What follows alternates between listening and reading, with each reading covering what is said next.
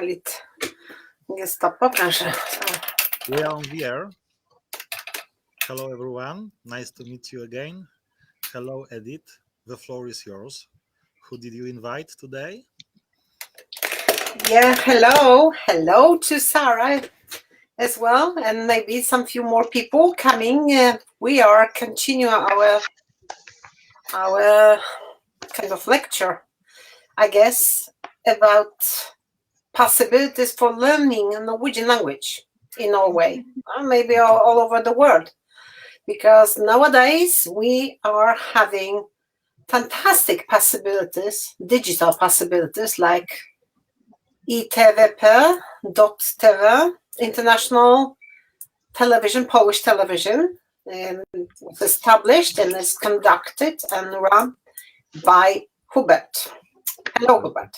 Hello. So thanks that we are really honored by you that we are broadcasting directly each Tuesday at 18 hours. We're using English language today because we're having guests from diversity organization, diversity in a kind of this working place in Norway. So could you please introduce yourself? Saara? Of course. Thank you. Thank you for having me. My name is Saara and I work for a private foundation called Diversity at Work. In Norwegian, it's called Mangfold I arbeidslivet. And we are a foundation that works for an including work life so that everybody has got the possibilities to join the employment and work life in Norway despite their ethnic, religious, cultural background or their age, gender, sexual orientation or disabilities. So that is the platform we are working on. Mhm. And currently we have several projects going on and Norwegian classes and computer classes for migrants and a couple of EU projects as well. Nice.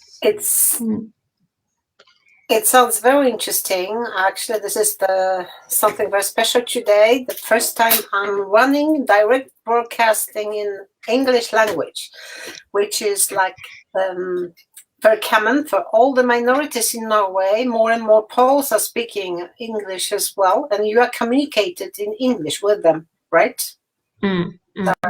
How do you, because I just want to explain one very interesting fact that last year, it was in September, Diversity at Work organization, along with our own organization, Polonia, which is non-governmental organization, we established collaboration on learning Norwegian or teaching Norwegian by you to the Polish families, right?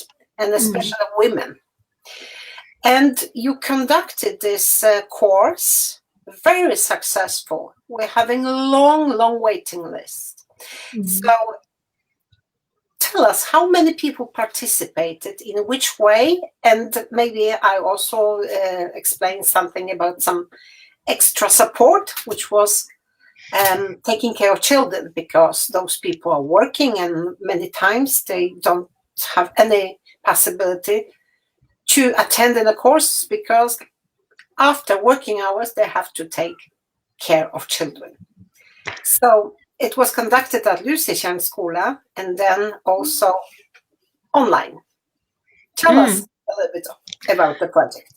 Yes, the first part of the teaching project was at Lysekärnskola physically on the pre-corona times when everything was still happy and sun was shining.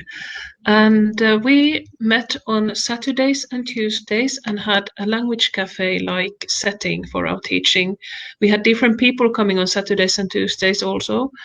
On Mondays also. And I think we had around 30 participants put together. And after that, we started a more traditional Saturday class, which coincided with the pandemic outbreak. So we started teaching digitally.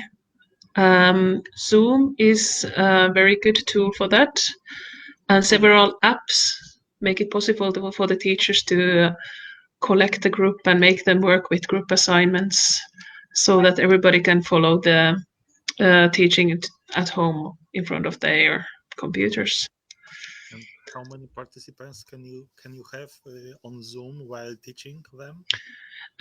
On the Zoom class, we have preferred to have the number under 15 because despite it being Zoom, we want to have the teacher-student cooperation and communication to be as efficient as possible. Mm-hmm. So And if you've got more than 15, it is impossible to have attention of all the people at the same time. yes, it's quite true. Zoom offers an opportunity to set people in small groups, in small rooms that the teacher can come and visit. But having more than 3 rooms at the same time is quite demanding, and many of the students will have to wait for a long time if they are finished with their assignment and they want to talk to the teacher. Mm-hmm. So our choice was to keep the number of the students quite low so that the personal connection would stay there. As a teacher, don't you feel more depressed or tired because of this way of teaching when you compare it to the traditional courses, when you got all the people, all participants live in the one room, even 30 people? If you compare it for 15 people on the Zoom. Mm-hmm. Yes, it's a very different way of teaching from the teacher's perspective. But at the same time, whenever you face adversity, it opens new possibilities. And it has been a joy for me to find new ways of approaching my craft. And it has opened new ways for the students to learn, maybe in a ways they didn't think about before. Classroom is wonderful, and I love meeting my students. But Zoom has got other positive sides, like the students do not have to travel to the class. If they struggle with finding babysitters, or there's something going on at home, or they have to go somewhere in the middle of the class, it's much easier that way. And some of our students are working part-time on Saturdays also. And some weeks ago, one of the students was listening to the class while she was cleaning a staircase for living. Multitasking, yeah. This she wouldn't have been able to do had we had physical classes. So everything has got positive and negative sides, I think. But I still come to the problem of paying attention. Don't you think that when people are meeting live in a real reality, they pay more attention to each other? They are focused on what is going on during classes. Oh, that is absolutely true. The focus is easier to achieve in a group environment. And for that, when the corona restrictions started loosening up, we actually had physical teaching on a beach. Exactly. And I sent a picture of it. Could you maybe show it? This is the first picture in our chat. Physical teaching at the beach under the tree with the children playing around, right? Those children are also along with the parents, and Polonia was given like some a quality kind of playground for those children with our young volunteers while you were teaching in small groups. So if you see at attachment, the first picture, it was very joyful and at the same time very practical approach to Norwegian language, because as far as I understand, you were trying to teach some things in addition to Norwegian language about Norwegian society, right? So I was giving a lecture about elderly people in Norway this day, and I don't know, we were going on for 1 hour or 2, and despite the very special location in this terrible pandemic time, I think those students were very satisfied with the lecture. Second time we have met, or the time before, it was, as you mentioned, at the school in Holmia, where you were giving lectures on Saturdays from 10 o'clock in the morning, right? And because people are very busy with the jobs all a week long, or children, but children were attending this course as well, and making some drawings, some I don't know, some kind of sculptures or Christmas decorations.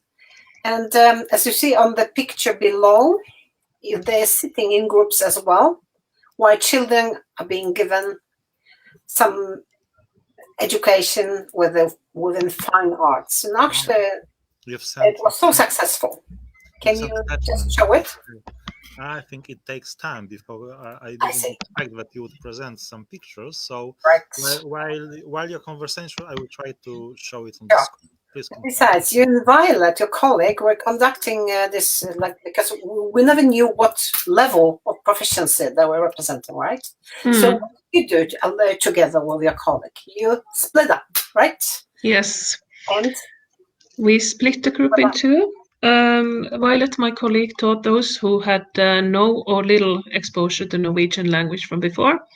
And I was teaching those who were maybe on A2 level, a little bit higher, some of them, and were able to have conversation on various subjects already. So we were having it in the teacher's room at the school because of the nice sofas and access to the coffee and tea, immediate access to those, while the children were in the arts and crafts room at the school with you, Edita, and making all those wonderful decorations. There were quite a few children who were actually involved in the process of teaching. And at last, I would thank you, Lusitjan School, which is a grammar school and in Oslo, that because the school was also lending us for free facility, right? This is not possible right now because all the schools, they closed up for all kind of activities after the school time due to Corona restrictions. So we're all looking for some suitable locations all over Oslo or the country. The same is the case for Lithuanians and Saturday schools. Because of the pandemic, people don't know how they can conduct it in physically. So we had to be very creative, and there are numerous methods of teaching Norwegian on digital platform, right? Some people are also using Teams. Some people are using like direct broadcasting, like maybe this webinar. What should I see?